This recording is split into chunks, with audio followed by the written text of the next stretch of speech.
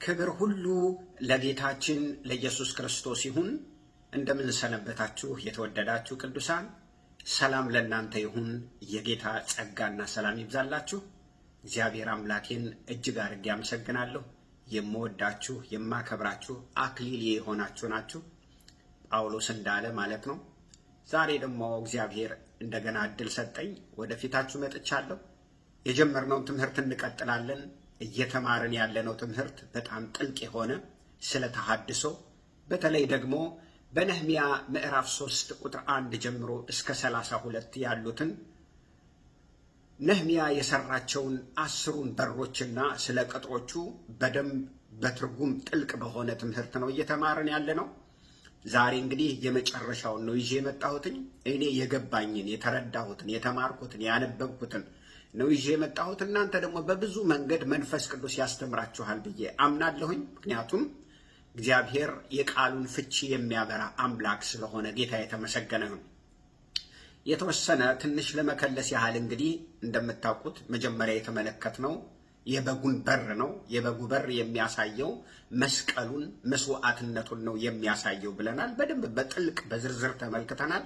ሁለተኛው የአሳውን በር ነው የተመለከትነው። የአሳው በር ደግሞ እንደምታውቁት ጌታ ኢየሱስ ክርስቶስ ሐዋርያትን አሳ ሲያጠምዱ አገኛቸውና አሁን አሳ ማጥመዱን ተውና ኑ ሰዎችን እንድታጠምዱ አድርጋችኋለሁ ብሎ እንደተናገራቸው ሐዋርያትን እንደጠራቸው እኛም ዛሬ አሳ ማጥመድ የሚያሳየው የእግዚአብሔር ቃል ሰዎችን በወንጌል መስክሮ ወደ ክርስቶስ ማምጣት ነው ብለን በጥልቅ ተምረናል። ሶስተኛው አሮጌውን በር ነው የተመለከትነው። አሮጌው በር ደግሞ የማይሻረው የማይለወጠው ከተጻፈ 2000 ዓመት ያለፈው የእግዚአብሔር ቃል እንደሆነ ስናየው አሮጌ ነው፣ ስናየው የቆየ ነው። ነገር ግን የእግዚአብሔር ቃል የሚሰራ እንደሆነ በደንብ በጥልቀት ተምረናል።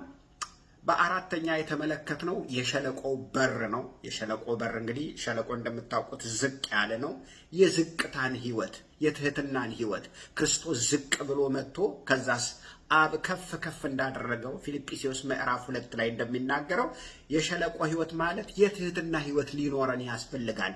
ዝቅ ያለ ህይወት፣ ክርስቶስን የሚያሳይ ህይወት፣ የትህትና ህይወት ሊኖረን ያስፈልጋል ብለን በጥልቀት በደንብ ተመልክተናል።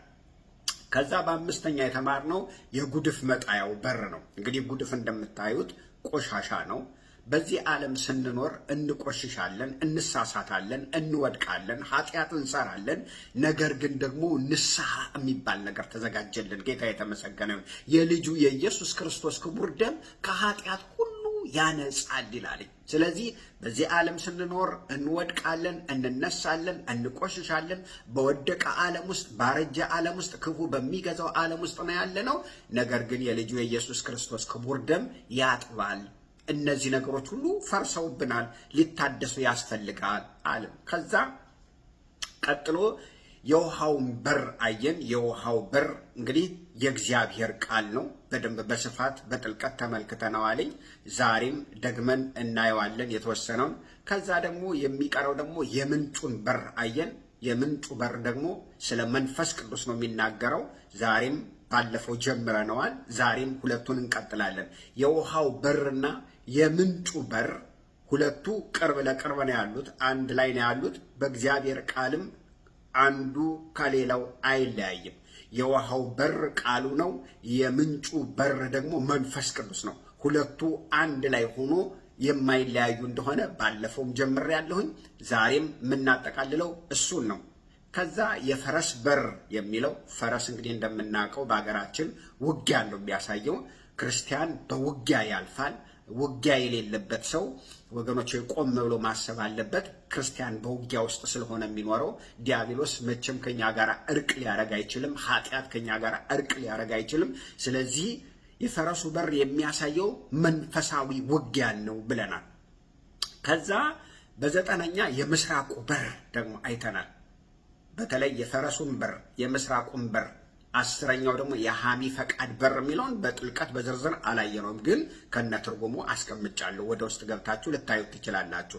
የምስራቁ በር ጌታችን ኢየሱስ ክርስቶስ ሲመጣ መጀመሪያ የሆሳዕና ዕለት ማቴዎስ 21 ላይ በምስራቁ በር ነው የገባው። እየተዘመረለት ዘንባባ ተነጥፎለት ልብስ እየተነጠፈለት በዛ በምስራቁ በር ነው የገባው። ከዛ በኋላ በዚያ በር አልገባም።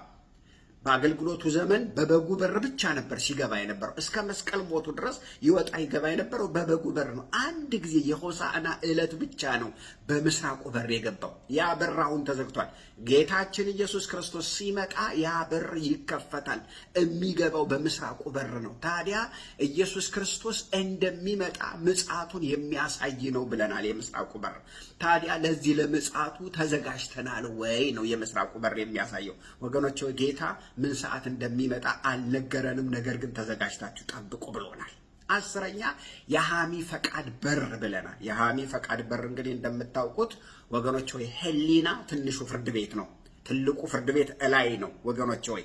ስለዚህ በትልቁ ፍርድ ቤት ተላልፈን ከመሰጠታችን በፊት እኛ አማኞች በክርስቶስ ኢየሱስ በራሳችን ላይ እየፈረድን ከኃጢአት እየተመለስን በንስሐ እየታጠብን ሕይወታችንን እየመረመረን በመንፈስ ቅዱስ እየተሞላን ከቅዱሳን ጋር አብረን እያገለገልን ወገኖች ሆይ በራሳችን ላይ እየፈረድን ልንጠብቅ ያስፈልጋል። ለምን? ራሳችንን ብንመረምር ባልተፈረደብን ነበር ተብሎ ስለተጻፈ ማለት ነው። ስለዚህ የፍርድን ማንነት ነው የሚያሳየው። እግዚአብሔር ይፈርድብናል። ነገ በፊቱ ስንቆም በጽድቅ ልንቆም ያስፈልጋል። ያላመንን ሰዎች ደግሞ የሚዳነው በክርስቶስ ኢየሱስ ነው። በክርስቶስ ኢየሱስ በማመን ከፍርድ እንድናመልጥ ብለን ተነጋግረናል ወገኖች ሆይ። ጌታ የተመሰገነው። ስለዚህ ባለፈው ጊዜ የተመለከትነው የምንጩንና የውሃውን በር ነው የተመለከትነው።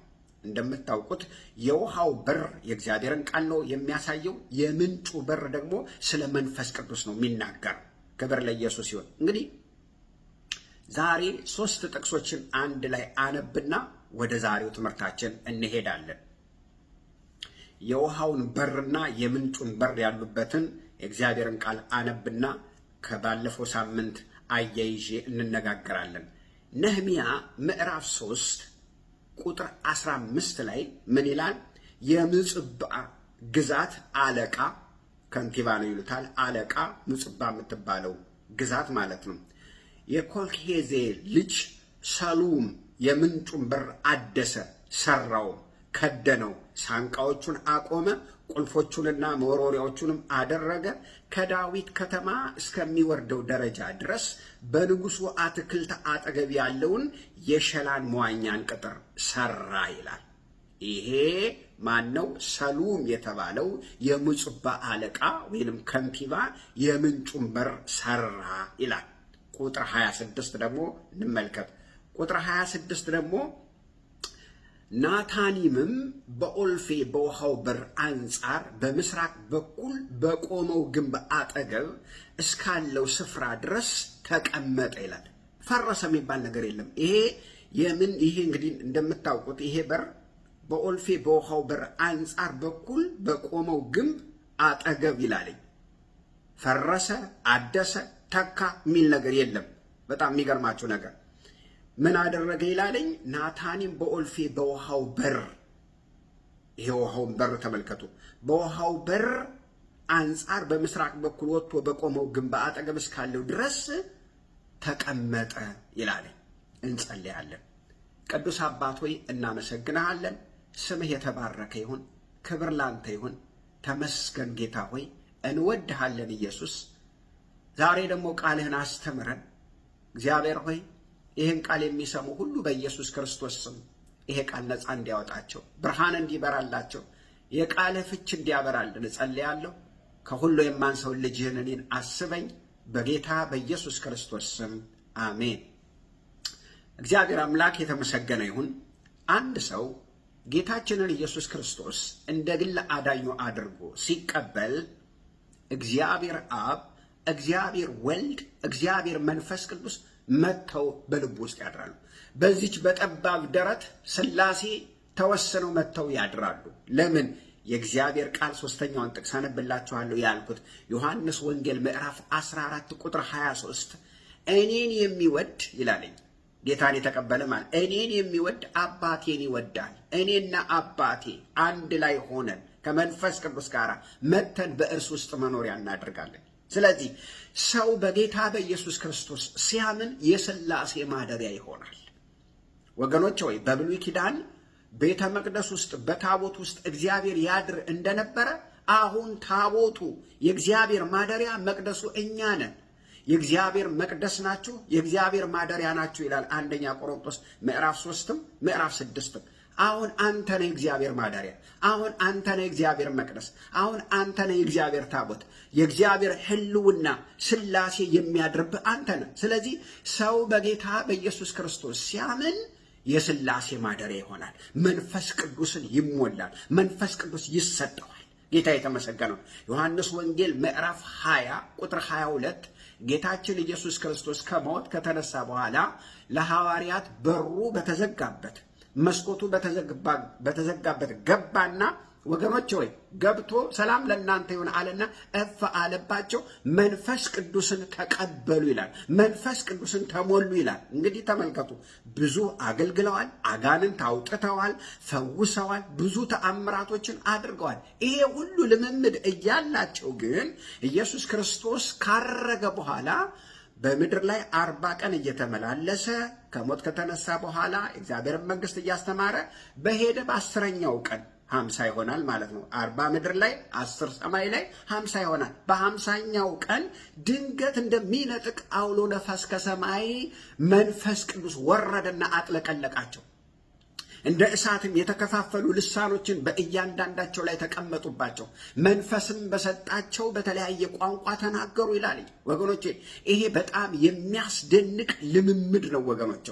አሁን ደግሞ መንፈስ ቅዱስ ወረደባቸው። እንዴት ትናንትና ኢየሱስ በነበረ ጊዜ እፍ ብሎባቸው መንፈስ ቅዱስን አልተሞሉም? ተሞልተዋል። ነገር ግን ይሄኛው ግን ወገኖቼ ኃይል ያለበት ወገኖች ጸጋ ያለበት የተለያዩ ተአምራቶች ያሉበት ወገኖች ኃይልን የሚሰጥ ነው። ልዩነቱን እነግራቸዋለሁ። ሰው በጌታ በኢየሱስ ክርስቶስ ሲያምን የሥላሴ ማደሪያ ነው። መንፈስ ቅዱስንም ተሞልቷል አለው። ለምን? ዮሐንስ ወንጌል ምዕራፍ 14 ቁጥር 23 አነበብኩላችሁ። ነገር ግን የሐዋርያት ሥራ ምዕራፍ 2 ግን የተለየ ልምምድ ነው። ኃይልን መቀበል ነው። ያ በጣም አስፈላጊ ነገር ነው። ምክንያቱም ያለ መንፈስ ቅዱስ ማገልገል እንኳን አይደለም ምስክር መሆን ቀርቶ በዚህ ክፉ በሆነ ዓለም ውስጥ ሳንጨራመት መኖር በጣም ከባድ ነው። ያለ መንፈስ ቅዱስ የመንፈስ ቅዱስ ሙላት ልንመኘው፣ ልንጸልይበት፣ ልንራበው የሚያስፈልገን ጉዳይ ነው ወገኖች ሆይ ልንገራችሁ። ሸለቆ በር ላይ የደረሰ ሰው ዝቅ ያለ ሰው ማለት ነው። በትህትና የተሞላ ሰው፣ ከዛስ የጉድፍ መጣያውን ያደሰ ሰው፣ በክርስቶስ ኢየሱስ በደሙ የታጠበ ሰው፣ ቆሻሻውን ያራገፈ ሰው፣ ንስሐ የገባ ሰው ወደ መንፈስ ቅዱስ ሲመጣ መንፈስ ቅዱስ ስጦታን በመስጠት የሚያክለው የለም። ምክንያቱም የጸዳ ሰው ነው። ሰው ታጥቦ ሽቶ ሲቀባ፣ ዲዮድራም ሲቀባ በጣም ቆንጆ ጠረን ይሸታል። ነገር ግን በቆሻሻው ላይ በላቡ ላይ ወገኖች ሰውነቱን ሳይታጠብ ቢቀባ አደገኛ ነው የሚሆነው። መንፈስ ቅዱስም እንደዛ አያደርግም። መታጠብ በንስሐ በሸለቆ በር በጉዱፉ በር ካለፍን በኋላ ራሳችንን ካጸዳን በኋላ በትህትና ከተላበስን በኋላ መንፈስ ቅዱስ ወደኛ ይመጣና የጸጋ ስጦታዎችን ያፈሳል። ጌታን ወገኖች ሆይ ስንቀበል መንፈስ ቅዱስ አለን። ነገር ግን ደግሞ የመንፈስ ቅዱስ ሙላት ደግሞ ሌላ ልምምድ ነው። በጣም በጣም አስፈላጊ ነገር ነው። እንደ ቀላል የሚታይ ነገር አይደለም። ለአገልግሎታችንም ቢሆን ለሕይወታችን በጣም አስፈላጊ ነገር ነው። ጌታ የተመሰገነው። መንፈስ ቅዱስ ደግሞ በጣም ብዙ ስጦታዎችን ሊሰጠን ያስፈልጋል። እነዚህን ስጦታዎችን በሚሰጠን ጊዜ የመንፈስ ቅዱስ ፍሬዎች በሕይወታችን ይታያሉ። የመንፈስ ቅዱስ ፍሬዎች በሕይወታችን ሲታዩ ክርስቶስ ይታያል፣ ክርስቶስ ይገለጣል። ገላትያ ምዕራፍ 5 ቁጥር 22 ላይ የመንፈስ ፍሬዎችን የሚገልጡ ክርስቶስን መምሰል የምንችልበትን ፍሬዎች በሕይወታችን እየታዩ ይመጣሉ፣ እየተንዠረገጉ ይመጣሉ። ፍቅር፣ ደስታ፣ ሰላም፣ ቸርነት፣ በጎነት፣ እምነት፣ የዋሃት፣ ራስን መግዛት፣ ትዕግስት የተባሉ እነዚህ 9 የመንፈስ ፍሬዎች ምን ይሆናሉ? ይገለጣሉ፣ ይታያሉ። ጌታ የተመሰገነው። ክርስቶስን የምንመስለው በእነዚህ ፍሬዎች ነው እንጂ በመዘመር በመስበክ በማሸብሸብ አይደለም። በመንፈስ ቅዱስ ተሞልቶ እንደዚህ መሆን በጣም አስፈላጊ ነው። መዘመርም ማሸብሸብም መስበክም መተንበይም ይቻላል። ግን እነዚህ የመንፈስ ፍሬዎች መታየት አለባቸው። እነዚህ የመንፈስ ፍሬዎች ደግሞ የሚታዩት በመንፈስ ቅዱስ እርዳታ ነው። የእግዚአብሔር ቃል ሲናገር ኤፌሶን ምዕራፍ 5 ቁጥር 18 ላይ በመንፈስ ቅዱስ ተሞሉ እንጂ በወይን ጠጅ አትስከሩ ይላል። ምን ማለት ነው? መንፈስ ቅዱስንና ወይን ጠጅን እንዴት አንድ ላይ አድርጎ ያስቀምጠዋል? ወገኖች ሆይ መንፈስ ቅዱስ ማለት እኮ አምላክ ነው፣ ከሥላሴ አንዱ አካል ነው፣ ጌታ ነው። ምን ማለት ነው ታዲያ? መንፈስ ቅዱስ የተቆጣጠረው ሰው፣ በመንፈስ ቅዱስ የተሞላ ሰው መንፈስ ቅዱስ ነው የሚረዳው፣ የሚመራው መንፈስ ቅዱስ ነው። ያንን ሰው የሚቆጣጠረው መንፈስ ቅዱስ ነው። ንግግሩን፣ አስተሳሰቡን፣ አካሄዱን ይቆጣጠራል ማለት ነው። ልክ እንደዚሁ በወይን ጠጅ የተሞላ ሰው፣ በወይን ጠጅ የሰከረ ሰው ወገኖች ወይ ምን ይሆናል? ያ መጠጡ ይቆጣጠረዋል። አካሄዱን፣ አነጋገሩ ሁሉ ይቀየራል። ፈሪው ደፋር ይሆናል። ምን ይላል መጽሐፍ ቅዱስ? ለፈሪ ሰው ትንሽ ወይን ጠጅ ስጡት ይጠጣ ይላልኝ። የጠጣ ሰው መጠጡ ይቆጣጠረዋል። ልክ እንደዚሁ መንፈስ ቅዱስ ፈሪውን ጴጥሮስን ደፋር አደረገው። መንፈስ ቅዱስ ከመምጣቱ በፊት የሐዋርያት ሥራ ምዕራፍ 2 ላይ በመንፈስ ቅዱስ ከመጠመቁ በፊት ምንድን የሆነው? በገረዷ ፊት ካደው። እኔ የምትይውን ሰው አላውቅም እያለ ጭራሽ መራገም ጀመረ ይላለኝ። ነገር ግን የሐዋርያት ሥራ ልክ ምዕራፍ 2 ላይ ልክ ሲወርድበት በነገስታት ፊት፣ በኃያላን ፊት እናንተ የሰቀላችሁት የገደላችሁት እግዚአብሔር ከሙታን አስነሳው፣ የሙታን ሁሉ በኩር አደረገው እያለ በኃይል በነገስታት ፊት ወንጌልን በሚሰብክበት ጊዜ በአንድ ጊዜ 3000 በአንድ ጊዜ 5000። ስለዚህ መንፈስ ቅዱስን ስንሞላ ንግግራችን፣ አካሄዳችንን ሁሉ ምን ያደርጋል? ይቆጣጠራል። በመንፈስ ቅዱስ ስንመላለስ ነገራችን ይለወጣል። ወገኖች ሆይ ጌታ የተመሰገነ ይሁን። ነገር ግን መንፈስ ቅዱስ ምን አያደርግም? አያስገድድም። ሰውን አያስገድድም። መንፈስ ቅዱስን አልፈነው እምቢ ማለት እንችላለን። አያስገድደንም። እንጎዳበታለን እንጂ ወገኖች ሆይ መንፈስን አልፈልግም ማለት እንችላለን። ወገኖች ሆይ ማሳዘንም እንችላለን። አንፈልግም ማለት እንችላለን። ወገኖች ሆይ መንፈስ ቅዱስ የማይፈልገውን ነገር በማድረግ መንፈስ ቅዱስን ማሳዘን እንችላለን። ለምን? አያስገድድም። መጽሐፍ ቅዱስ በመንፈስ ቅዱስ ላይ የሚሰሩ 6 ኃጢአቶችን አስቀምጧል። 6 ኃጢአቶችን እንግዲህ 3ቱን ኃጢአቶች የሚሰሩት የማያምኑት ናቸው። 3ቱን ኃጢአቶች ደግሞ የሚሰሩት ደግሞ የሚያምኑ ናቸው። ለምሳሌ የማያምኑ ሰዎች ከሚሰሩት ኃጢአቶች በመንፈስ ቅዱስ ላይ አንደኛው ምንድን ነው? መንፈስ ቅዱስን ይቃወማሉ። መንፈስ ቅዱስ ምን ያደርጋሉ? ይቃወማሉ። የሐዋርያት ሥራ ምዕራፍ 2 ቁጥር 1 ጀምሮ ይሄው ጴጥሮስ ሲናገር ምን አለ? እናንተ ከአባቶቻችሁ ዘመን ጀምራችሁ እስከ አሁን መንፈስ ቅዱስን ትቃወማላችሁ እስኪል ድረስ ነው የደረሰው። በወረደው መንፈስ ቅዱስ ላይ ምን ያደርጉ ነበር? ይቃወሙ ነበር። ሐዋርያትን ይቃወሙ ነበር። ከየት የመጡ ናቸው? ከተለያየ ቦታ የመጡ ያላመኑ አይሁዳውያን ወገኖች። በመንፈስ ቅዱስ ላይ ዛሬም በመንፈስ ቅዱስ ላይ ተቃውሞ የሚናገሩ የሚቀልዱ አሉ። ሁለተኛ መንፈስ ቅዱስን ይሳደባሉ። የማያምኑ ሰዎች መንፈስ ቅዱስን መሳደብ ወገኖች ሆይ የሚያምን ሰው አያደርገውም። የማያምኑ ሰዎች ግን ይሳደባሉ። በመንፈስ ቅዱስ ላይ ስድብን ይናገራሉ። መጽሐፍ ቅዱስ ማንኛውም ኃጢአት ይሰረያል፣ ነገር ግን መንፈስ ቅዱስን የሚሳደብ ኃጢአቱ አይሰረይም ተብሎ ተጽፏል። ሶስተኛው ማክፋፋት፣ ማናናቅ ወገኖች ሆይ የማያምኑ ሰዎች መንፈስ ቅዱስን ያክፋፋሉ፣ ያናንቃሉ። ለምሳሌ በልሳን በጸጋ ስጦታ ላይ ሲናገሩ ስማቸዋላችሁ እንዲህ አይነት ቋንቋ እንደዚህ እያሉ ይናገራሉ እያሉ ሲያክፋፉ ይናገራሉ፣ ሲያፌዙ ሲቀልዱ እንመለከታለን። ወገኖች ሆይ ጥንቃቄ ማድረግ ያስፈልጋል። በማታውቁት ነገር መናገር አያስፈልግም። አማኞች ደግሞ በመንፈስ ቅዱስ ላይ የሚሰሩት ኃጢአት ደግሞ አንደኛ ወገኖች መንፈስ ቅዱስን ማሳዘን፣ የሚወዳቸውን የሚራራላቸውን ሮሜ 8 ቁጥር 26 ላይ እንዴት እንደምትጸልዩ አታውቁም፣ መንፈስ ቅዱስ ግን በእናንተ ውስጥ ይማልዳል ብሎ ጸሎታቸውን አስተካክሎ የሚጸልይላቸውን መንፈስ ቅዱስን ያሳዝናሉ። ይሄንን ወዳጃቸውን መንፈስ ቅዱስን ያሳዝናሉ። በምንድን ነው የሚያሳዝኑት? አንደኛ በንግግር፣ ሁለተኛ በተግባር። ኤፌሶን ምዕራፍ 4 ቁጥር 30 ላይ ሲናገር ምንድን ነው የሚለው? ለቤዛነት ቀን የታተማችሁበትን ቅዱሱን የእግዚአብሔርን መንፈስ ምን አትበሉ፣ አታሳዝኑ።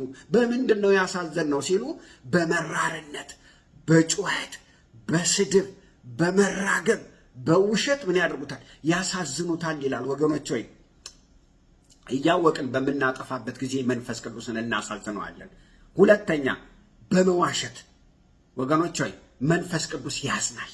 ልንዋሽ አያስፈልግም። አቤት ዘንድሮማ እንደ ጴንጤ ዋሾ የለም ወገኖች ሆይ። በጣም ብዙ ውሸት በህይወታችን ውሸት የነገሰብን ነን ወገኖች ሆይ። ይሄን ስል ሁሉን ማለት አይደለም፣ ግን አብዛኛውን ወገኖች ሆይ ልንገራችሁ መቼም ጌታ መሐሪ ነው እንጂ የሐዋርያት ሥራ ምዕራፍ 5 ሐናንያንና ሰጲራን በጎበኘበት መንገድ እግዚአብሔር ቢጎበኘን ወገኖች ሆይ በቸርች ውስጥ አንድ ሰው አይኖርም፣ ሁላችንም እንረፈረፍ ነበር ወገኖች ሆይ። ባልየው ዋሸ፣ ተመታ። ሚስትየዋ መትረፍ ሲገባት ይሄን ቤት የሸጣችሁት በዚህ ይህን ያህል ገንዘብ ነው ወይ ሲል ጴጥሮስ ይጠይቃት፣ አዎ አለች። እሷም ተመታች ወገኖች ሆይ። ውሸት በእግዚአብሔር ቤት የነገሰበት ዘመን ነው። ሶስተኛ መንፈስ ቅዱስን እንዳይሰራ ማክፋፋት፣ ማጥላላት።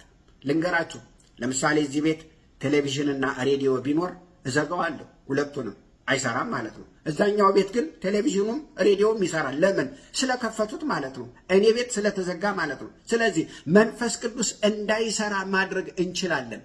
ልክ እንደዚሁ እንደ ቴሌቪዥኑ እንደ ሬዲዮ ማጥፋት እንችላለን። አንፈልግም ማለት እንችላለን። መንፈስ ቅዱስን ማንም ሰው አያስገድድም። መንፈስ ቅዱስ ስትፈቅድ ነው በህይወት የሚሰራው።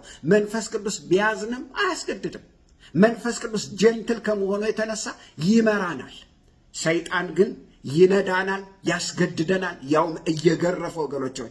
የመንፈስ ቅዱስን ስራ ማጥፋት ይቻላል፣ መለወጥ ይቻላል፣ ባላንስ ማሳጣት ይቻላል። ማጥፋትም መለወጥም የማይቻለው መንፈስ ቅዱስን ነው። ራሱ አምላክን ማጥፋትም መለወጥም አንችልም። የመንፈስ ቅዱስን ስራ ማጥፋት ይቻላል ወገኖች ሆይ። ሚዛን ማሳጣት ማቃወስም ይቻላል። ከነጩም ከጥቁሩም እየቀላቀልን እያመጣን ወገኖች ሆይ ካልተማርነው ቦታ እያመጣን ዛሬ የምናየው ይሄንን ነው። ብዙ አላስፈላጊ ነገሮችን እናያለን። በመንፈስ ቅዱስ ስም የራሳቸውን ምኞት ያደርጉና ጌታ መንፈስ ቅዱስ ብሎኛል ይላሉ። ወገኖች ሆይ ራሱ ያሰበውን ሁሉ በመንፈስ ቅዱስ ያላክካል። በመንፈስ ቅዱስ ስም ሃይማኖትን ማቋቋም ይቻላል። ነገር ግን በክርስትና ህይወት ልንገራችሁ ከሀ እስከ ፐ በዚህ በምንጩ በር ነው የሚሰራው። የምንጩ በር የሚያሳየው መንፈስ ቅዱስን ስለሆነ ጌታ የተመሰገነ ነው። ቤተ ክርስቲያንም ሆነ ክርስቲያን ያለዚህ መኖር አንችልም። ያለ መንፈስ ቅዱስ መኖር አንችልም። ኢየሱስም በዮሐንስ ወንጌል ምዕራፍ 15 ላይ እኔ እሄዳለሁ ከእኔ ያለውን አምጥቶ የሚነግራችሁ አጽናኝ የሆነው መንፈስ ቅዱስ ወደ እናንተ ይመጣል አለ። ሐዋርያትን አባቶቻችን ዛሬም እኛን እየረዳ እያገዘ በኃጢአታችን እየወቀሰ ወደ ክርስቶስ እንደገና እየመለሰን ያለው ማለት የክርስቶስ ኢየሱስ መንፈስ ነው። መንፈስ ቅዱስ ወገኖች ይመራል፣ ይዳስሳል። ልንገራችሁ ኤሌዘር የአብርሃም ሎሌ ወገኖች ሆይ ርብቃን እየመራ አምጥቶ ለይስሐቅ እንደሰጣት መንፈስ ቅዱስም ዛሬ እየመራ ይወስደንና አንድ ቀን ከታማኙ ጌታችን ጋር ምን ያደርገናል? ያገናኘናል። መንፈስ ቅዱስ ታማኝ ወዳጃችን ነው። ጌታ የተመሰገነ ይሁን። መንፈስ ቅዱስ ዋና የቤተ ክርስቲያን ምሰሶ ነው፣ አጥር ነው፣ መሰረት ነው። ጌታ የተመሰገነ ይሁን። ቁጥር 26 እንደነገርኳችሁ የውሃውን በር ደግሞ ተሰራ ይላል። የውሃውን በር ናታኒሞች ሰሩት ይላል። የሚናገረው ስለ እግዚአብሔር ቃል ነው ወገኖች። ለሁሉም ነገራችን ለማንኛውም ነገራችን ፍቱን መድኃኒት የእግዚአብሔር ቃል ነው። ይሄ በር ምናልባት አጥሩ ሲፈርስ አብሮ ፈርሶ ዝም ብሎ ውድቅ ብሎ ሊሆን ይችላል። አዲስ እንደተሰራ አይናገርም። በሩ ተሰራ፣ ሳንቃዎቹ መወርወሪያዎቹ ሁሉ ተደረጉበት አይልም። መታደስ ያላስፈለገው ከ10 በሮች ይሄኛው ብቻ ነው። የሚያመለክተው ደግሞ የእግዚአብሔር ቃል ነው። በሩን አመጡ፣ ሳንቃውን አቆሙ፣ መወርወሪያ አደረጉለት፣ ቁልፍ አደረጉለት አይልም። አልታደሰም። ከ10 በሮች ይሄኛው የውሃው በር ወገኖች ምናልባት ወድቆ ቀና አድርገው አስተካክለውት ሊሆን ይችላል ወገኖች ሆይ። ከዛ በተረፈ ተሰራ የሚል ነገር የለም። የእግዚአብሔር ቃል ቋሚ ነው፣ መታደስ አያስፈልገውም ማለት ነው። ጌታ ይመስገን። ለምን?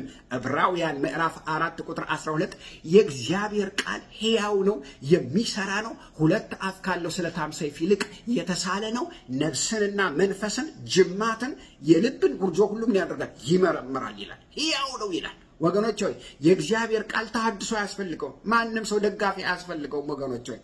ነህምያም ምዕራፍ 8 ላይ ስንመለከት እዝራ መጣና ከዚህ ከውሃው በር ላይ መጣና ህዝቡን የእግዚአብሔር ቃል ማስተማር ጀመረ። ቅጥሩን ሰርተው ጨረሱ። አለቀ። ካለቀ በኋላ ምን መሆን ነበረበት? ህዝቡ ፈርሶ ነበረ። ጣዖትን እያመለከ ነበረ። ከሌሎች ከአሕዛብ ጋር ተጋብተው ነበረ። ስለዚህ ህይወታቸው ፈርሶ ስለነበረ፣ ነገራቸው ፈርሶ ስለነበረ ዕዝራ መጣና ውሃው በር ላይ ህዝቡን ሰበሰበና የእግዚአብሔር ቃል ማስተማር ጀመረ አለኝ። ነህምያ ምዕራፍ 8 በቃሉ ብዙ ነገር ስለተሰሩ ብዙ የፈረሱ ነገሮቻቸው ሁሉ የተስተካከሉት በቃሉ ነው። እዚህ የውሃው በር ላይ ቆመና ቃሉን ማስተማር ጀመረ። ህይወታቸው ፈርሶ ህይወታቸው ተበላሽቶ ስለነበረ መስተካከል መታደስ ነበረባቸው። ምክንያቱም ውሃ የእግዚአብሔር ቃል ነው፣ ስንታጠብበት ያነጻናል። እጠበኝ ከበረዶ ይልቅ ነጭ ሆናለሁ እንዳለ ዳዊት መዝሙረ ዳዊት 50 ላይ ያጥባል የእግዚአብሔር ቃል። መዝሙረ ዳዊት 119 ቁጥር 9 ጎልማሳ መንገዱን በምን ያነጻል ይላል? ቃልህን በመጠበቅ። ክብር ለኢየሱስ ይሁን። በሩ ጸንቶ ነበር የቆመው፣ እንደ ሌሎች በር አልፈረሰም። ቃልህ በሰማይ ለዘላለም ይኖራል ይላል መዝሙረ ዳዊት 119 ቁጥር 89። ጌታ ይመስገን። ልንገራችሁ፣ በአዲስ ኪዳንም ማቴዎስ ምዕራፍ 24 ቁጥር 35 ላይ ሰማይና ምድር ያልፋሉ ቃልህ ግን አያልፍም ይላል። ጌታ ይመስገን። ውሃ የእግዚአብሔር ቃል ምሳሌ እንደሆነ በእግዚአብሔር ቃል ላይ ብዙ ቦታ ተጽፎ ተቀምጧል። ጌታ ይመስገን። በጣም ብዙ ቦታ ላይ ተጽፏል። ዮሐንስ ወንጌል ምዕራፍ 3 እንደምታውቁትኝ ምዕራፍ 3 ቁጥር 4 እስከ 5 ጌታ ኢየሱስ ክርስቶስ ለኒቆዲሞስ እውነት እውነት እልሃለሁ ዳግመኛ ካልተወለድክ በስተቀር ወደ እግዚአብሔር መንግሥት አትገባም አለው። እንዴ ኒቆዲሞስ፣ እንዴ ሰው ካደገ በኋላ ካረጀ በኋላ ከሸመገለ በኋላ እንዴት ወደ እናቱ ማህፀን ገብቶ እንደገና ይወለዳል አለው። ጌታም ሲመልስለት እንዴ አንተ አይሁዳዊ ሆነህ የአይሁድ መምህር ሆነህ መጽሐፉን እጅ ላይ ይዘህ እየተነተንክ ሕጉን ይዘህ እየተነተንክ እንዴት ይሄን አታውቅም አለው። ከዛ ሲገልጥለት ምን አለው? እውነት እውነት እልሃለሁ ሰው ከውሃና ከመንፈስ ካልተወለደ በስተቀር የእግዚአብሔርን መንግሥት ምን አይልም አይወርስም አለው። ያለው ምንድን ነው? ከውሃና ከመንፈስ ቅዱስ ነው ያለው። ጌታ የተመሰገነ ነው። ውሃና መንፈስ ቅዱስ ሁለቱ የተያያዙ ናቸው፣ አይለያዩም። ሰዎች በተለያየ አይነት መንገድ ህይወታቸው ሲፈርስ ህይወታቸው ሲበላሽ የምንመልሳቸው በቃሉ ነው። ነህምያ ምዕራፍ 8 ዕዝራ 6 ሰዓት ሙሉ በመድረክ ላይ ቆመና በተረበረበ መድረክ ላይ ቆሞ ህዝቡም ቆሞ 6 ሰዓት ሙሉ የእግዚአብሔርን ቃል አስተማራቸው። ለምን? ህይወታቸው ፈርሶ ተበላሽቶ ነበር። ሰው በህይወቱ ተሐድሶ የሚመጣለት ወደ ቃሉ በተመለሰ ጊዜ ነው፣ በንስሐ በተመለሰ ጊዜ ነው። ቃሉ በህይወታቸው ሲሰራ ነው ወገኖች። ዕዝራ ለህዝቡ ያደረገው ይሄንን ነው። የምንጩ በርና የውሃው በር አጠገብ ላጠገብ ናቸው። ጌታ ይመስገን። ሁለቱ አይለያዩም። ቤተ ክርስቲያን የክርስቶስ አካል ነች። ቤተ ክርስቲያን ያላት አንድ ራስ ነው፣ 2-3 ራስ አይደለም። አንድ ጌታ ነው ያላት፣ አንድ አምላክ ነው ያላት። ቤተ ክርስቲያን አንድ ኃይል ነው ያላት። ጌታ ይመስገን። ከዛ ውጪ በምንም መንገድ በሉ በቃሉ በምንም መንገድ በሉ ያለ መንፈስ ቅዱስና ያለ ቃሉ እግዚአብሔር አይሰራም። ጌታ ይመስገን። እውነቱን ልንገራችሁ፣ የእግዚአብሔር ኃይል መንፈስ ቅዱስ በህይወታችን በጣም ያስፈልገናል። ቤተ ክርስቲያን ያላት አንድ ስልጣን ነው፣ ያም የእግዚአብሔር ቃል ነው። ጌታ የተመሰገነ ነው። ስልጣን ሁሉ የእግዚአብሔር ነው። እግዚአብሔር ደግሞ ስልጣንን ሁሉ ደሊጌት ማድረግ ፈለገ። ስለዚህ ለሰዎች መስጠት ፈለገና መንፈስ ቅዱስን ምን አደረገው? ቃሉን ጻፈ አለው። መንፈስ ቅዱስ ቃሉን እንዲጽፍ አደረገና ቃሉን ደግሞ ለቤተ ክርስቲያንና ለአማኞች የመጨረሻ ባለስልጣን አድርጎ ሰጣቸው። ጌታ የተመሰገነው። ከዚህ ውጪ ሌላ ስልጣን የለም። ስለዚህ ቃሉን የሰጠን የጻፈልን ማን ነው? መንፈስ ቅዱስ ነው። ጌታ ይመስገን። እግዚአብሔር አብ ልጁን ሰጠን። እግዚአብሔር ወልድ ራሱን ሰጠን። እግዚአብሔር መንፈስ ቅዱስ ደግሞ ምኑን ሰጠን? ቃሉን ሰጠን። ቃሉ ደግሞ እኛን ለወጠን ይላል። ጌታ የተመሰገነውን። ቃሉ የተገኘው ከመንፈስ ቅዱስ ነው። ቃሉ ባይኖር መንፈስ ቅዱስ ማን እንደሆነ በአማኞች ሕይወት ማወቅ አንችልም ነበረ። መንፈስ ቅዱስን የምናውቀው በምኑ ነው? በቃሉ ስለተገለጸ ነው። መንፈስ ቅዱስንና ቃሉን ሁለቱን መለያየት፣ ማጠፋፋት፣ መከፋፈል ፈጽሞ አይቻልም። ማነጣጠል አይቻልም። አንዱ ቆሞ ሌላው አይወድቅም። ሁለቱ የተያያዙ ናቸው። ችግራችን ይሄ ነው። በጣም ብዙ ክርስቲያኖች አንዱን ይወስዱና ሌላውን ይተዋሉ። አንዱን ያደምቁና ሌላውን ያከሳሉ። እንደውም በጣም የሚያሳዝነኝ ጥቅስ አለ። ፊደል ይገላል የሚል ፊደል ይገላል። ወገኖች ሆይ እኮ ባለማወቅ የምንጠቅሰው ጥቅስ ነው ወገኖች ሆይ። ምክንያቱም እግዚአብሔር ለሙሴ ያለው ፊደል ይገላል ያለው ሕጉ ካልተጠበቀ፣ የተጻፈው ፊደል ሕጉ የእግዚአብሔር ቃል ካልተጠበቀ ምን ያደርጋል? ይገላችኋል፣ ይፈርድባችኋል ነው እያለ ያለው ወገኖች ሆይ። ብዙ ሰው ግን ባለማወቅ ፊደል ይገላል፣ መንፈስ ግን ሕይወት ይሰጣል፣ ፊደል ያደርቃል፣ ያኮሰምናል፣ ይገላል ይላል። አይልም ወገኖች ሆይ። ወገኖች የእግዚአብሔር ቃል ፊደል አይደለም። የእግዚአብሔርን ቃል ሳናውቅ ልንጠቅሰው አይገባም። የእግዚአብሔር ቃል የእግዚአብሔር እስትንፋስ ነው፣ የመለኮት እስትንፋስ ነው፣ ፊደል አይደለም። ካልጠበቅነው ይገለናል ነው እያለ ያለው እንጂ ቃሉ ብቻ ስለሆነ መንፈስ ቅዱስ እንደ ቃሉ ራሱ እኮ በመንፈስ ቅዱስ ነው የተጻፈው። የእግዚአብሔር እስትንፋስ ያለበት እኮ ነው ወገኖች ሆይ። ስለዚህ መንፈስ ቅዱስና ቃሉን ወገኖች ሆይ ልንለጣጥለው አይገባም። ቃሉን የሰጠን መንፈስ ቅዱስ ነው፣ መልሶ አይቃረንም። የጻፈውን መልሶ ለምን ያፈርሰዋል? መንፈስ ቅዱስ እኮ እብድ አይደለም ወገኖች ሆይ። አንዳንድ ሰዎች በጣም የሚገርማችሁ፣ አንዳንድ ሰዎች ራሳቸው አብደው ሌላውን ያሳብዳሉ። መንፈስ ቅዱስ ያላለውን ማለት ይፈልጋሉ። ልንገራችሁ፣ ፍርሃት ያስፈልጋል። መንፈስ ቅዱስን ማወቅ የቻልነው በቃሉ ውስጥ ነው። አለዚያማ ስንት አይነት መንፈስ አለ ወገኖች ሆይ። ዮሐንስ እኮ በመልእክቱ ሲናገር ልዩ ልዩ መናፍስት አሉ ይላል። በጣም ብዙ አይነት መናፍስቶች አሉ፣ መንፈስ ቅዱስ ግን አንድ ነው ይላል። ስለዚህ መንፈስ ቅዱስንና ቃሉን የምናውቀው ወገኖች በተገለጠልን በተጻፈልን የእግዚአብሔር ቃል ነው። መንፈስ ቅዱስን የነገረን ቃሉ ነው። ዛሬ እነዚህ ሁለቱ ዋና ዋና የቤተ ክርስቲያን ምሰሶዎች ቃሉና መንፈስ ቅዱስ ፈርሰውብናል ወገኖች ወይ ፈርሰውብናል።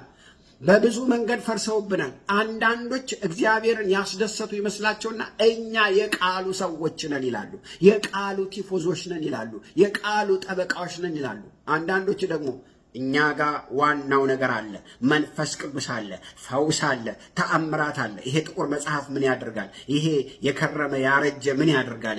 እንደ ወረደ ከላይ እኛ ጋር አለ ይላሉ። ወገኖች ሆይ ልንገራችሁ፣ አለያይተን ከሆነ የያዝነው ወገኖች ሆይ ምንም ነገር የለም እጃችን ውስጥ። በጣም ውሸታሞች ነን።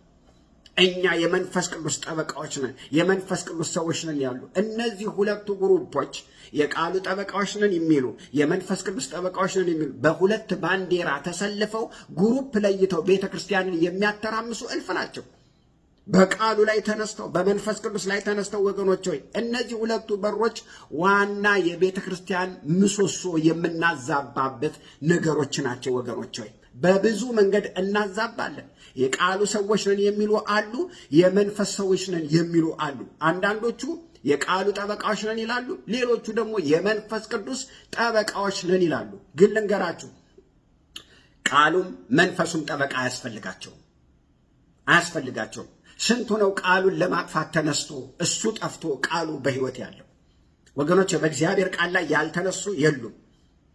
ራእይ ምዕራፍ 2 ላይ አንጢፓስ የተባለውን የመጽሐፍ ቅዱስ ታሪክ ሲናገር ጌታን ትክዳለህ አትክደም ሲሉት አልክድም፣ እንዴት 88 ዓመት የተከተልኩትን ጌታ እክዳለሁ? ምን አደረገኝ?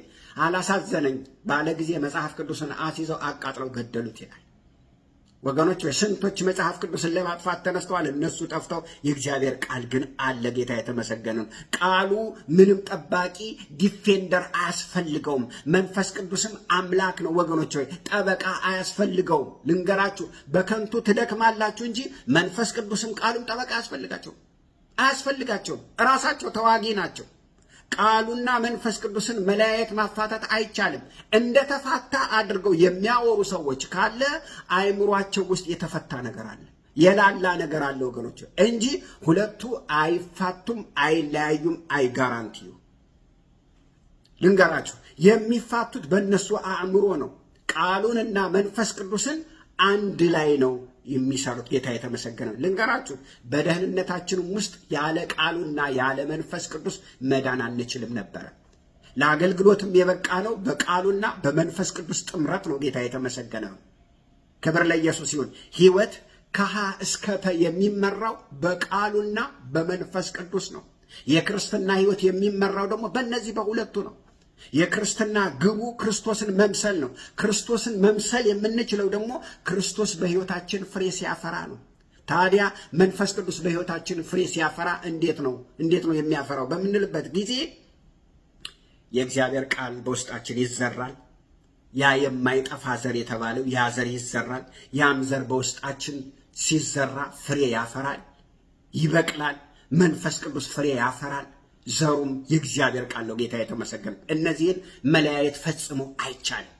ቃሉንና መንፈሱን እንደማይለያዩ የማያውቁ ሰዎች ቤተ ክርስቲያንን ሲያናጉ ይኖራሉ። እየለያዩ ቤተ ክርስቲያንን ሲያናጉ ይኖራሉ። ሁለቱ ነገሮች ፈርሰውብናል ወገኖች። ወይ ትልቅ ስህተት ላይ ይጥለናል። ሁለቱን በምንለያይበት ጊዜ ሁለቱ የቤተ ክርስቲያን መሰረቶች ናቸው። የደህንነት መሰረቶች ናቸው። ቤተ ክርስቲያንን ያጋጠማ ችግር ወገኖች ወይ አሁን ምንድን ነው ካልን የትምህርት ነፋስ አጋጥሞታል። የትምህርት ነፋስ ያገኘው ሁሉ ወደ ፈለገበት ነገር የሚነዳው ወገኖች ወይ ያገኘውን ሁሉ የምንከተልበት ዘመን ወገኖች ወይ እየተፍገመገምን የመጣውን ሁሉ የምንከተልበት ሐሰተኛው ክርስቶስ ቢመጣ ወገኖች ወይ እስከ ሲኦል ድረስ ሊመራን የሚችል ነው የሚመስለኝ። እኔ በጣም በብዙ ነገር ተይዘናል። እየተፍገመገምን ነው። ለምን ካልን ሐሰተኛው ክርስቶስ ወገኖች ወይ ራሱን የብርሃን መልአክ አድርጎ እስኪለውጥ ድረስ ይመጣል ይላል። ሁለተኛ ቆሮንቶስ ምዕራፍ 9 ምዕራፍ 11 ስታነቡትኝ ልንገራችሁ ወገኖች፣ በጌታ ፍቅር ነው የምለምናችሁ። እባካችሁ በቃል ውስጥ ተመላለሱ፣ በመንፈስ ቅዱስ ተመሩ። ሐሰተኛው ክርስቶስ ሲመጣ እኮ የንግግር ችሎታው፣ አስተማሪነቱ፣ ተአምራቱ የሚገርም ነው። ራእይ ምዕራፍ 13ን ተመልከቱ። ምስሉን ሁሉ እንኳን የራሱን ምስል እንኳን ማናገር እስከሚችል ድረስ ነው ተአምራት የሚያደርገው። ራእይ ምዕራፍ 13 እሱን ይናገራል። የራሱን ምስል ያቆማል፣ ምስሉን ያናግረዋል። ምን ልትሆኑ ነው የዛን ጊዜ ወገኖች? ምስሉን ማናገር ይችላል። አንድ ሰውን አይደለም የዓለምን ኃያላን መንግስት የሚያስደምም ችሎታ ያለው ሰው ነው። ነገስታትን ሁሉ ከእግሩ ስር መጣል የሚችል ሰው ነው ወገኖች። ግን ይሄ ነው የተፈለገው ነጥብ አይደለም።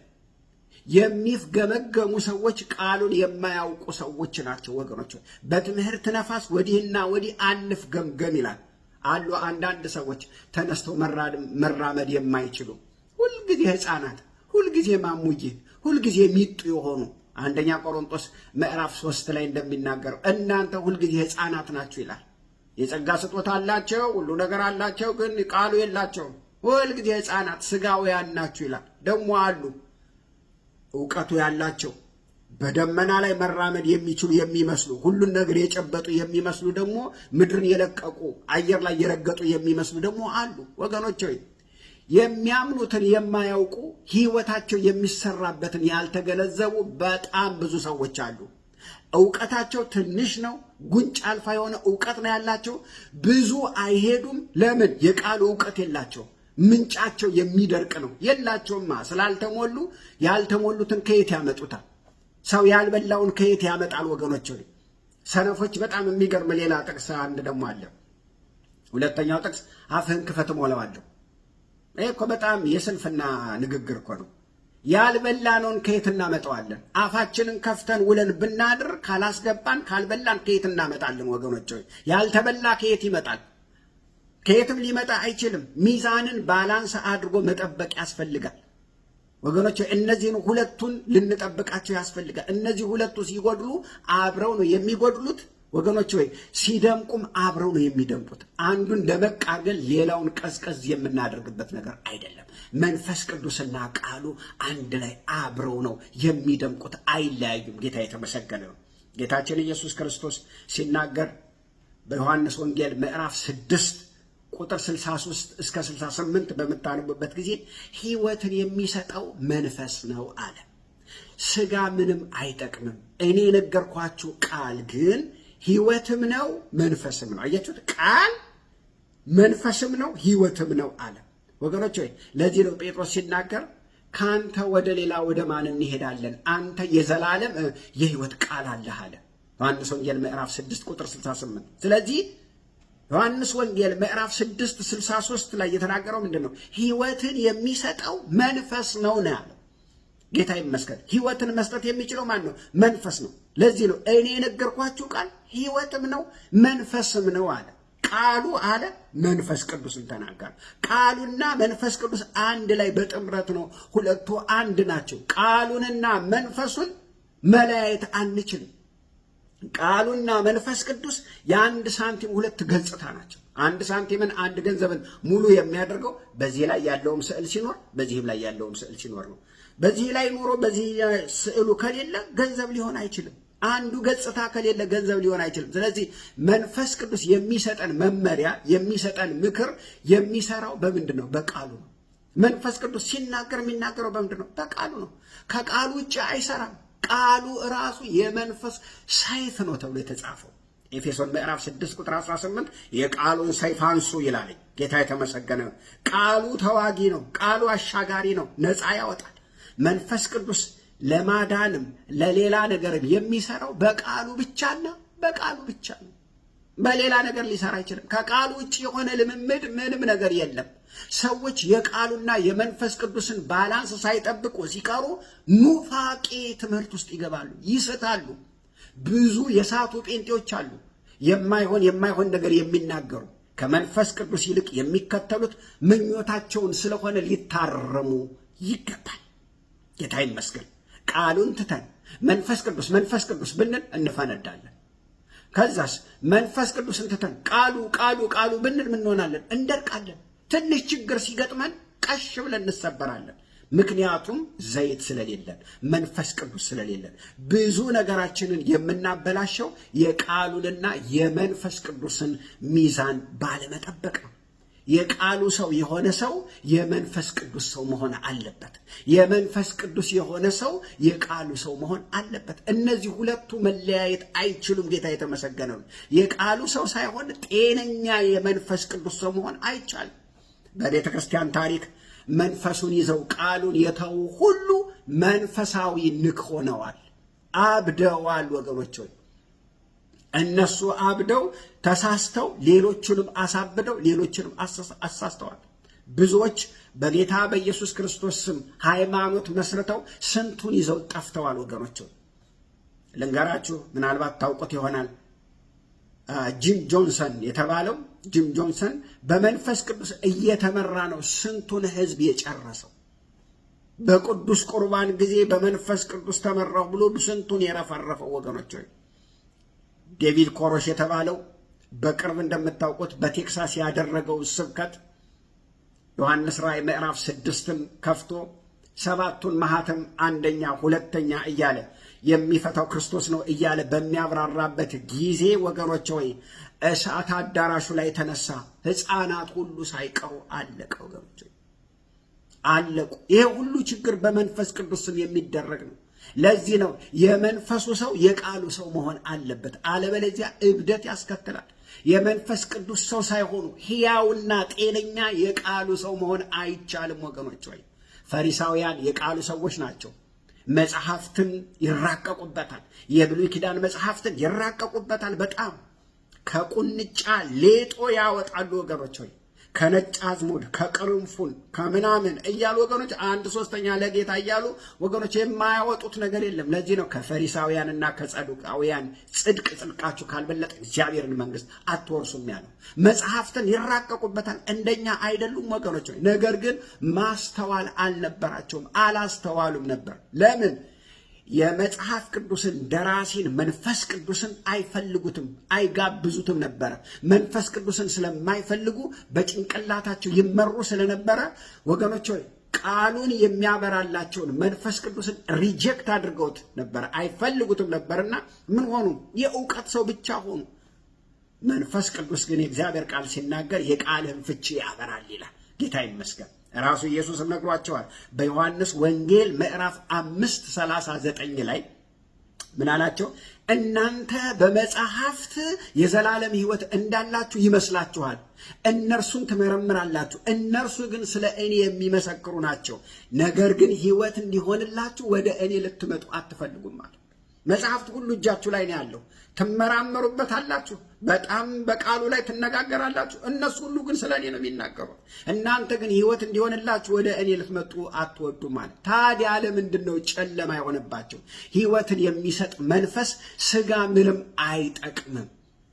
መንፈስ ቅዱስን ሪጀክት ስላደረጉት ነው ወገኖች። በአይምሮ ሳይሆን በመንፈስ ቅዱስ ስለጨለመባቸው መንፈስ ቅዱስን ስላልጋበዙት ነው ወገኖች። ቃሉ ብቻ ምን ያደርጋል? መንፈስ ቅዱስ ያስፈልጋል። አንድ ላይ ልናደርግ ያስፈልጋል። አንዳንዱ በቀን ብሎ ቃል ይላል፣ አንዳንዱ ደግሞ መንፈስ ቅዱስ ወገኖች ባላንስ ማድረግ በጣም ያስፈልጋል። ልንገራችሁ ዛሬ ከፈሪሳውያን ህይወት ያልተሻለ ህይወት ያላቸው በጣም ብዙ ሰዎች ናቸው። የቃሉንና የመንፈስ ቅዱስን ሚዛን የማይጠብቁ በጣም ብዙ ሰዎች ናቸው ወገኖች። የቃሉንና የመንፈስ ቅዱስን ሚዛን ሳይጠብቁ ስለቀሩ የሐዋርያት ሥራ ምዕራፍ 2 ቁጥር 16 ላይ ጴጥሮስ ሲናገር ምን አለ? እንዴ እጃችሁ ላይ እኮ መጽሐፉ አለ። አሁን ይሄ የወረደው የእግዚአብሔር መንፈስ እኮ ዝም ብሎ አሁን ድንገት የመጣ ሳይሆን ኢዩኤል ምዕራፍ 2 ቁጥር 28 ላይ የተጻፈው እኮ ነው። በመጨረሻው ዘመን ሥጋ በለበሱ ሁሉ ላይ ከመንፈሴ አፈሳለሁ፣ በሴት ባሪያዎችና በወንድ ባሪያዎች ላይ ሕልምን ያልማሉ፣ ትንቢትን ይናገራሉ፣ ራእይን ያያሉ ተብሎ የተጻፈው እሱ እኮ ነው። አሁን እናንተ አዲስ ነገር የመጣ መስሏችሁ ከሆነ ተሳስታችኋል። እጃችሁ ላይ ያለ መጽሐፉ ይላችኋል። መንፈስ ቅዱስና ቃሉ ሊለያዩ አይችሉም። ጌታ ይመስገን። መዝሙረ ዳዊት 33 ቁጥር 6 በእግዚአብሔር ቃል ሰማያት ጸኑ፣ ሰራዊታቸውም ሁሉ በአፉ እስትንፋስ ይላል። ጌታ የተመሰገነ። እስትንፋስ ቃሉ መጣ፣ እስትንፋሱም አንድ ላይ ሰማያትን አጸናቸው ይላል። ጌታ ይመስገን። ይሄ እግዚአብሔር ፍጥረትን ሁሉ የፈጠረው በእግዚአብሔር እስትንፋስ እንደሆነ የእግዚአብሔር ቃል ይነግረናል። ጌታ የተመሰገነ። በዕብራይስጥ እስትንፋስ የሚለው ቃልና መንፈስ የሚለው ቃል አንድ ናቸው፣ አይለያዩ። እስትንፋስና ቃሉን መለያየት አይቻልም ወገኖች ሆይ። መንፈስ ቅዱስንና ቃሉን መለያየት አይቻልም። እግዚአብሔር ብርሃን ይሁን አለ፣ ብርሃን ሆነ ይላል። ዘፍጥረት 1 ቁጥር 2 ላይ የእግዚአብሔር መንፈስ በውሃ ላይ ሰፎ ነበር ይልና ምድርም በውሃ ተሸፍና ነበረ ይላል። አስቡ፣ ተመልከቱ። የእግዚአብሔር መንፈስ በምድር ላይ ሰፎ ነበር ይላል። በምን ላይ? በውሃ ላይ። ልክ ዶሮ ጫጩቶቿን ሰብስባ አቅፋ ልክ እንደምትቀመጥ ምድርም ውሃን አቅፋ ተቀምጣ ነበረ ወገኖች ሆይ። ቃል እስኪመጣ ድረስ ምድር በውሃ ተሸፍና ቁጭ ብላ ነበረ። መንፈስ ቅዱስ እስኪመጣ ድረስ ቃሉን እስኪልክ ድረስ ወገኖች ሆይ መንፈስ ቅዱስ በውሃ ላይ ሰፎ ነበር። ምድርን ቀፍ አድርጎ መንፈስ ቅዱስ ምን አድርጎ ነበር? ይዞ ነበር። ልክ እንደ ጫጩት መንፈስ ቅዱስ ምድርን ቀፍ አድርጎ ምን አድርጓት ነበር? ሸፍኖ ይዟት ነበር እስክትፈለፈል። ከዛ ብርሃን ይሆን የሚለው ቃል ልክ ሲመጣ ወገኖች ሆይ ነገሮች ሁሉ ወደ ምድር መከሰት ጀመሩ። ልክ ዶሮ ጫጩቶቿን እንደምትፈለፍል መንፈስ ቅዱስም ልክ ቃል ሲመጣ ምን አደረገ? ቅርጽ አልባ ለነበረው ሁሉ እየወጣ መፈልፈል ጀመረ ወገኖች ሆይ። የሚገርማችሁ እግዚአብሔር ሲናገር አስቀድሞ መንፈስ ቅዱስ አዘጋጅቶ አቅፏት የነበረን ምድር ወገኖች መከሰት ጀመረች። እዛ ላይ እግዚአብሔር ልክ ሲናገር በትክክል ወገኖች ሆይ እግዚአብሔር የተናገራቸው ሁሉ በመንፈስ ቅዱስ እየተፈለፈሉ ምድር ላይ መከሰት ጀመሩ። ሰማዩም፣ ምድሩም፣ ባህሩም፣ አየሩም፣ ዛፉም፣ እጽዋቱም ሁሉ ወገኖች ሆይ መውጣት ጀመረ። ልንገራችሁ ቃሉና መንፈስ ቅዱስ አይለያዩ። ልምምድ እንኳን ቢሆን በቃሉ ባላንስ መደረግ አለበት።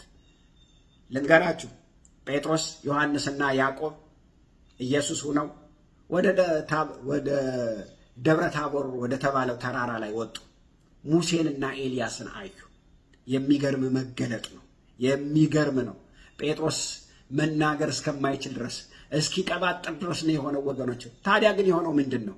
የሆነውማ በጣም የሚገርማችሁ ነገር ልክ ከዛ ያንን ክብር አይቶ ሲወርድ ምን አለ? የሚገርም ክብር አይተናል። ለልምምድ ጴጥሮስን የሚያክል ልምምድ ያለው የለም። ክብርን በማየት ከሱ የሚበልጥ የለም ወገኖች። ግን ያለው ምንድን ነው? ከዛ በወረደ ጊዜ ከትንቢት ይልቅ የጸና የእግዚአብሔር ቃል አለን ይላል። ሁሉ በእግዚአብሔር ቃል ይመረመራል ወገኖች። ዝም ብላችሁ ግልብ ሁናችሁ አትነዱ። ቃሉን አንብቡ። ፈውሳችሁ በቃል ውስጥ ነው። ቃሉን አንብቡ። ቃሉ ተአምራት አለው ወገኖች፣ ኃይል አለው፣ ሞገስ አለው፣ ክብር አለው፣ መለወጥ አለው፣ መታጠብ አለው ወገኖች። ህይወትን ይመራል። የነገርኳችሁ ቃል ህይወት ነው መንፈስም ነው ብሏል ጌታ የተመሰገነው። ልንገራችሁ ዛሬ ካየናቸው ሁለቱ ምን አድርገዋል? እነዚህ የቤተ ክርስቲያን መሰረት የሆኑ ቃሉና መንፈሱ ፈርሰውብናል። መታደስ አለባቸው ወገኖች። ቃሉንም መንፈሱንም ሁለቱን ሳይለያይ የያዘ ጴንጤ ያስፈልገናል። በዚህኛው ቃሉን በዚህኛው መንፈስ ቅዱስን የያዘ ጴንጤ ፓስተር ያስፈልገናል ወገኖች ሆይ። ያለያየ ቃሉን ብቻ የያዘ ያደርቀናል። መንፈስ ቅዱስ ብቻ ያለ ያፈነዳናል ወገኖች ሆይ። እንዴት እንሆናለን ወገኖች? ሁለቱን ባላንስ አድርጎ የያዘ ሰው ያስፈልገናል። ሁለቱን ባላንስ አድርጎ የያዘ ፓስተር፣ ሐዋርያ ወገኖች፣ ወንጌላዊ፣ ነብይ ያስፈልገናል። ዛሬም ልንገራችሁ፣ ሁለቱን ባላንስ አድርጉ። ጸልዩ፣ ቃሉን አንብቡ። ያን ጊዜ ኃይል ይፈጠራል። ሃሌሉያ! እግዚአብሔር አምላክ የተመሰገነ ይሁን። ክብር ሁሉ ለኢየሱስ ይሁን። እግዚአብሔር ማስተዋልን ይስጠን። እወዳችኋለሁ። ተባረኩ። በሚቀጥለው ጊዜ ደግሞ በጣም ልዩ የሆኑ ተከታታይ ትምህርቶችን ይዤ እመጣለሁ። እንጸልያለን። እናመሰግንሃለን አባባ፣ ስምህ የተባረከ ይሁን። እንወድሃለን፣ እናከብርሃለን። ተባረክ። ስለረዳኸኝ ስላገዝከኝ ተመስገን ጌታ ሆይ። አሁንም ይህንን ቃል የሚሰሙ ሁሉ በረከት ይሁንላቸው፣ ሕይወት ይሁንላቸው፣ መልካም ይሁንላቸው። ተባረክ። በጌታ በኢየሱስ ክርስቶስ ስም አሜን።